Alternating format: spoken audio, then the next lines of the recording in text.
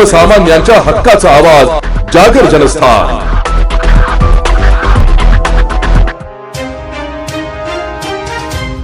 दिनांक 29 जून 2026 रोजी त्र्यंबकेश्वर येथून प्रस्थान केलेला विश्वगुरू निवृत्तीनाथ महाराजांचा पालखी दिंडी सोहळा आज सायंकाळी सुमारे 4 वाजण्याच्या सुमारास भूवैकुंठ पंढरपूर येथे मोठ्या भक्तिभावाने दाखल झाला। पंढरपूरच्या श्री विठ्ठल रुक्मिणी मंदिराचा कळस दर्शनास पडताच वारकऱ्यांनी ज्ञानोबा तुकाराम जय जय राम कृष्ण हरी आणि पुंडलिक वरदा हरी विठ्ठल या जयघोषाने परिसर दुमदुमून टाकला। टाळ मृदुंगाच्या गजरात आणि अखंड हरिनामाच्या घोषात वारकऱ्यांनी आनंद उत्सव साजरा केला।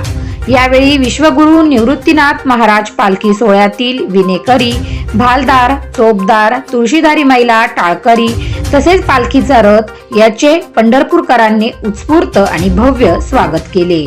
या पालखी सोहळ्यासोबत सुमारे 70 ते 75 दिंड्या पंढरपुरात दाखल झाल्या असून नाशिक व अहिल्यानगर जिल्ह्यातील अंदाजे 1.5 ते 2 लाख वारकरी भाविक आज पंढरपूर नगरीत पोहोचले आहेत।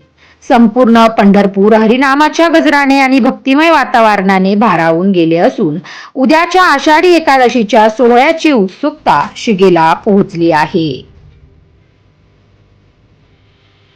जागर जनस्थानसाठी शामराव सोनवणे,